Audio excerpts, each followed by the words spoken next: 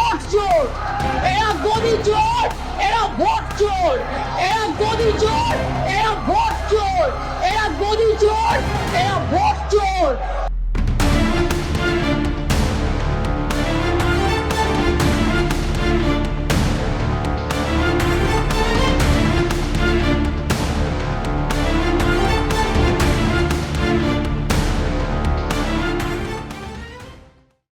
நேர்களே, இப்போ ராகுல் காந்தியினுடைய இந்த பற்ற வைப்பு ஓட்சோரை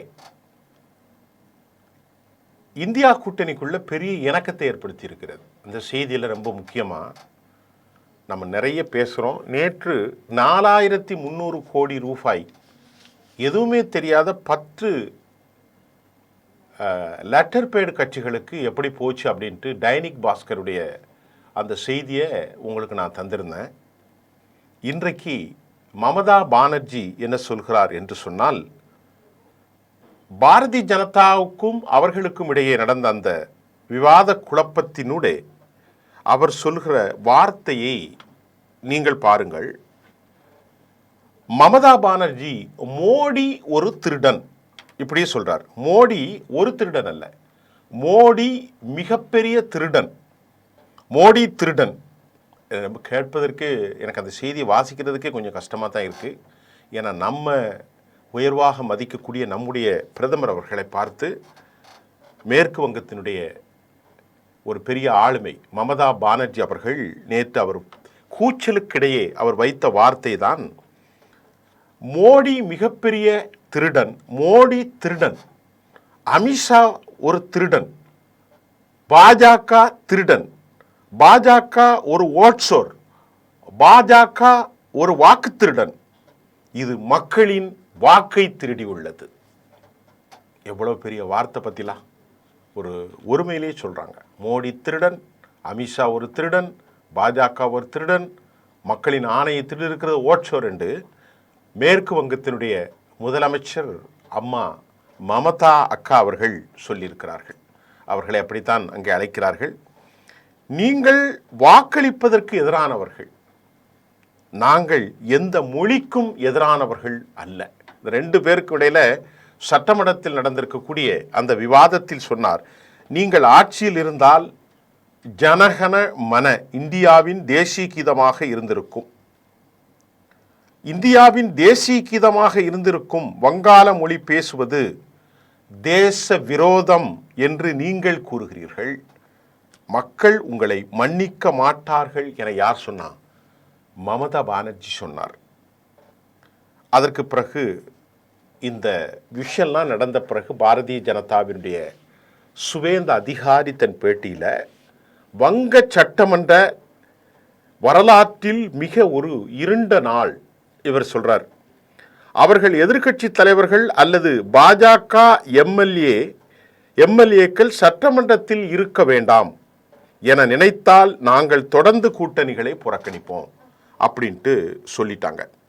இப்போ நிலவரம் என்ன அப்படின்னு பார்த்தீங்கன்னா, பாரதிய ஜனதாவுக்கு எதிராக இந்த அளவிற்கு பீகாரில் நடைபெற்ற அந்த போராட்டத்திற்கு பின்பு எதிர்க்கட்சிகள் அனைத்தும் சொல்லுகிற ஒரு வாசகம் ஓட்டு திருடன், மோடி திருடன், அமித்ஷா அவர்களையும் திருடன், அதாவது ஓட்சோர் வாக்கு திருடர்கள், இந்தியாவினுடைய மக்கள் தேர்தல் ஆணையத்தின் உரிமைகளை திருடி இருக்கிறார்கள்.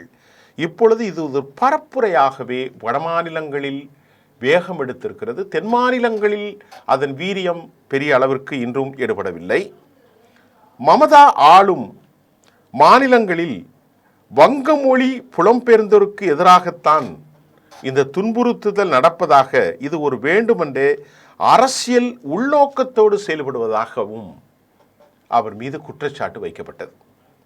பாரதிய ஜனதா அதற்குத்தான் அவர் சொல்றார், பாரதிய ஜனதா ஒரு வாக்கு திருட்டு கட்சி, அவர்கள் ஊழலில் மூழ்கியவர்கள், வாக்காளர்களை துன்புறுத்துபவர்கள் மற்றும் மோசடியிலே முதலிடம் வகிப்பவர்கள். யாரெல்லாம்? நம்முடைய அந்த அம்மா மமதா அவர்கள் வைக்கக்கூடிய குற்றச்சாட்டு. பாஜக ஒரு தேசிய அவமானம் வச்ச ஒன்று ஒன்றா சொல்கிறேன் பாருங்க, திருப்பி சொல்கிறேன். பாஜக ஒரு வாக்கு திருட்டு கட்சி, பாஜக ஊழலில் மூழ்கியவர்கள், பாரதிய ஜனதா வாக்காளர்களை துன்புறுத்துவர்கள், பாரதிய ஜனதா மோசடியில் முதலிடம் வகிப்பவர்கள், பாஜக ஒரு தேசிய அவமானம். நான் அவர்களை மிக மிக கடுமையாக கண்டிக்கிறேன். மமதாவுடைய வார்த்தைகள். பாராளுமன்றத்தில் எங்கள் எம்பிக்களை CISF பயன்படுத்தி பாஜக துன்புறுத்தியது. இங்கு வங்காளத்தில் எங்கள் குரலை அடக்க முடியும் என்று அவர்கள் நினைக்கிறார்கள். என் தலையை வெட்டினாலும் நான் வங்க மொழியில் பேசுவேன் என்று அவர் உணர்ச்சி பொங்க ரொம்ப டென்ஷனாக பேசினாருங்க. சொல்லிட்டு அவர் ரெண்டாவது சொல்றாரு, பாரதிய ஜனதாவை மக்களுக்கு எதிரான கட்சியாகவும் ஏழைகளுக்கும் இந்துக்களுக்கும் எதிரானவர்களாகவும் மமதா பானர்ஜி கடுமையான விமர்சனங்களை வைத்தார். பாரதிய ஜனதா ஒட்டுமொத்த தேசத்தில் வாழும் மக்களுக்கு எதிரானது, ஏழைகளுக்கு எதிரானது, இந்துக்களுக்கும் எதிரானது. வங்காள மக்கள் இதை உணர்ந்து பாரதிய ஜனதாவை தோற்கடிப்பார்கள் என்று கூறிய அம்மையார் மமதா பானர்ஜி அவர்கள் முர்ஷிதாபாத் கலவரங்களை மாநில அரசு ஆதரவுடன் நடந்தவை என்று பாரதிய ஜனதா குற்றம் சாட்டி உள்ளது. அதை மறுத்த மமதா, மத்திய அரசு மற்றும் BSF-ஐ வங்காளத்தில் அமைதியின்மையை வேண்டுமென்றே ஏற்படுத்துவதற்கு அவர்கள் உடந்தையாக இருந்ததாகவும் குற்றம் சாட்டுகிறார்கள். இந்த உரையின் போது பாரதிய ஜனதா MLA-க்கள் ரொம்ப மமதாவின் பேச்சுக்கு எதிர்ப்பு தெரிவித்து கடுமையான குரல் எழுப்பிய காட்சிகளையும் நேற்று நாம் காண முடிந்தது. அவர்கள் எழுப்பிய கோஷங்கள் சட்டமன்றத்தில் பரபரப்பு ஏற்பட்டு தலைமை ஆலோசகர் சங்கர் கோஷ் மற்றும் மற்றொரு MLA அக்னிமித்ரா பால் ஆகியோர் சபாநாயகரால் உடனடியாக இடைநீக்கம் செய்யப்பட்டார். மார்ஷல்கள் மூலம் குண்டு கட்டாக அவர்கள் வெளியேற்றப்பட்டார்கள். இந்த நிகழ்வை மேற்கு வங்க சட்டமன்றத்தின் த பிளாக் மார்க் இன் டெமோக்ரஸி என்று யார் சொல்றா? பாஜகவுடைய செய்தி தொடர்பாளர் பிரதீப் பந்தாரி அவர் வர்ணித்திருக்கிறார்.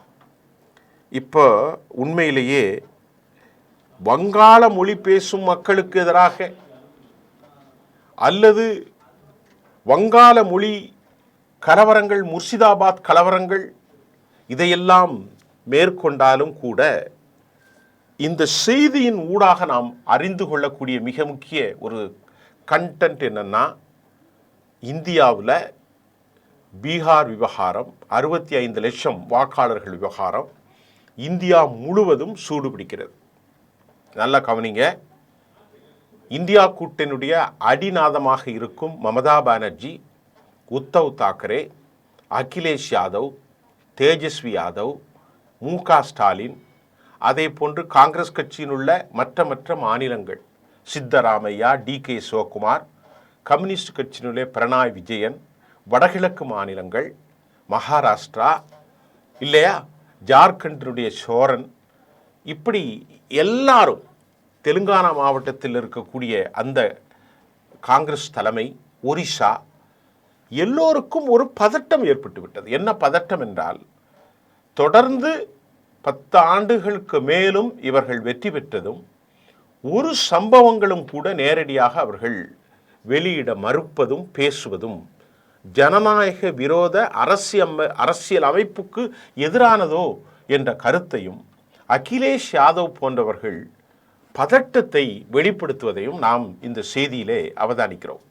2017 உத்தரப்பிரதேசத்தில் ஆட்சி இழந்த அகிலேஷ், 2022 ஆட்சியை பிடிக்க முடியாமல் போன அகிலேஷ் இப்பொழுதாவது நாம் 27 பிடிக்கிட வேண்டும். ஏனென்று சொன்னால், இந்த ஓட்ஷோர் போன்ற தவங்களும் அடிப்படை சங்கநாதமாக குவிந்திருக்கும் அடிப்படை இந்துத்துவ மாநிலமான உத்தரப்பிரதேசத்தில் எப்படி 43 இடங்களை கைப்பற்றினோமோ அதே போன்று இனி ஆட்சியை பிடிப்பதற்கு வேறு வழி இல்லை என்பதை அவர்கள் உணர்ந்திருக்கிறார்கள். காரணம் என்னவென்றால், ஹிந்துத்துவா என்கின்ற அந்த மாயை எப்போதும் எடுபடாது. எடுபடலைங்கிறது தானே அந்த ராமர் பூமியிலே அவர்கள் தோல்வி கண்டதும், அங்கு சமாஜ்வாடி வெற்றி பெற்றதும், வாரணாசியில் பிரதமருடைய வாக்கிலே நிறைய பின்னடைவு ஏற்பட்டதையும் நாம் பார்க்கிறோம்.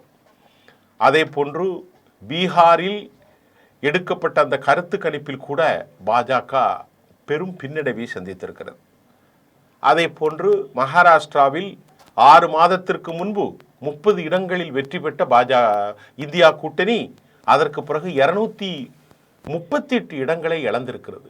288 சட்டமன்றத்தில் வலுவான 3 கட்சிகள், காங்கிரஸ் கட்சி, உத்தவ் தாக்கரேயின் சிவசேனா, என்சிபி ஆகியவர்கள் கூட 6 மாதத்திற்கு முன்பு அவர்கள் வெற்றி பெற்ற இடங்களிலே வெற்றி கொள்ள முடியாத சூழ்நிலையை இப்போது மமதாவுக்கு அங்கே ஏற்படுத்தி இருக்கிறது. அதே போன்று கர்நாடகாவில் இந்த ஓட்டு ஷோர் அதிகமாக வெளியெடுத்தப்பட்ட இந்த நேரத்தில் மாதேஸ்வர் புராவினுடைய 1,250,000 வாக்குகள் ஸ்டிங் ஆபரேஷன் மூலம் வெளியானது அனைவரையும் அதிர்ச்சியடைய வைத்திருக்கிறது.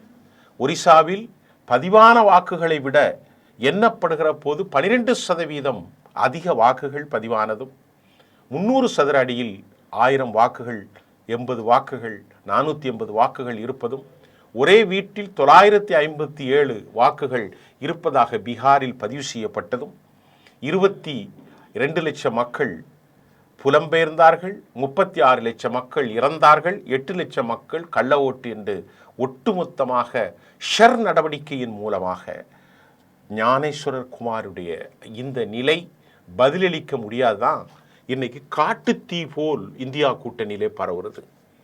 ஆம் ஆத்மி அச்சப்படுகிறது, அகிலேஷ் அச்சப்படுகிறார், மமதா வாக்கு திருடன் என்றெல்லாம் ஒருமையிலே பேசுகிறார். அமித்ஷாவையும் மோடியையும் இந்தியாவினுடைய இறையாண்மை, இந்திய அரசியலமைப்பு, இந்தியாவினுடைய தேர்தல் ஆணையம் மக்கள் உரிமைகளை திருடினார்கள் என்று அவர்கள் வைக்கக்கூடிய அளவிற்கு இந்த புரப்பகண்டா பெரிய அளவிலே ரீச் ஆகி கொண்டிருக்கிறது. இதற்கு இப்போ என்ன செய்ய போகிறாங்கன்னு தெரியல. குஜராத் விவகாரம் பற்றி எரிகிறது. ஒன்றுக்குமே தெரியாத, யார் ரூபா அனுப்பினான்னு கூட தெரியாத 39 லட்சம் ரூபாயை மட்டும் செலவு பண்ணி 4300 கோடியில் 3500 கோடியை ஆடிட் கணக்கை காட்டியிருக்கிறாங்க. 53,069 ஓட்டை பெற்றிருக்கிறாங்க. 43 வேட்பாளர்கள் மட்டும் இருக்கக்கூடிய இந்த 10 கட்சிகள்கிட்ட ரஷ்டாவேதி அந்த கட்சி இந்த கட்சின்னு போய் கேட்டால் எனக்கு ஒன்றும் தெரியாது, வக்கீல்கிட்டையும் ஆடிட்டையும் போய் கேளுன்னு சொல்கிறாங்க.